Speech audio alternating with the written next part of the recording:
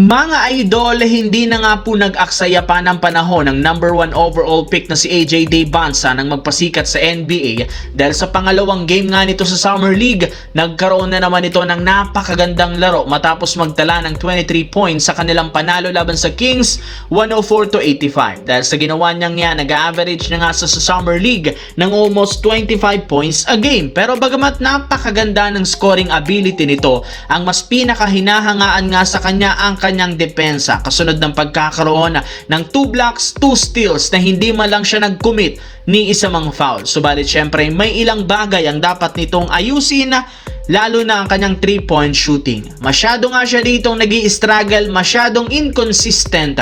Hirap na hirap nga siyang makagawa ng 3-pointer kaya kailangan niya nga ditong mag-improve dahil posibleng gawing advantage pa ito ng kanilang kalaban ang kanyang kahinaan sa loob ng court.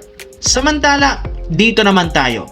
Malapit na nga po mga idol na matapos ang pangalawang linggo ng free agency, ngunit may ilang malalaking pangalan pa rin naman ang nananatiling available kagaya ni LeBron James at Jonathan Kuminga na parehong free agent. Though may ilang teams ang nabigay interes sa pagkuha sa kanya, hanggang ngayon wala pa rin naman silang nagiging desisyon patungkol sa kanilang future. Pero ayon sa kinumpirma ni Jake Fisher, magdedepende nga daw si Jonathan Kuminga kung saang team siya pupunta sa magiging desisyon ni LeBron James ngayong off-season. Kung sakali man nga pong piliin ni LeBron James na maglaro sa Cleveland Cavaliers, inaasahan na pipirma ito ng kontrata sa Los Angeles Lakers. Pero kung maglalaro si LeBron James sa ibang team, pipiliin nga ni Kuminga lumipat sa Cavaliers. Sa madaling salita, hawak ni LBJ ang magiging kapalaran ni Jonathan Kuminga ngayong off-season, which is yan ang ating dapat abangan, lalo pat isa rin naman si Jonathan Kuminga sa may potensyal na maging isang key star basta't mabigyan lamang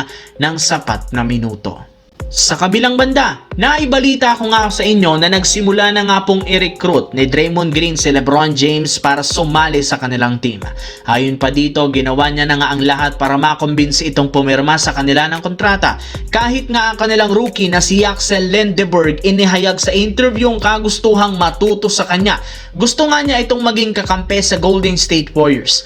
Ayon rin naman kay Stephen Curry, hindi rin naman niya itatanggi ang kagustuhang makasama si LeBron James. Sa tingin niya, ito ang best time para magsama sila sa iisang team. Nangyari na nga ito sa Olympics at gusto niya itong mangyari muli sa NBA.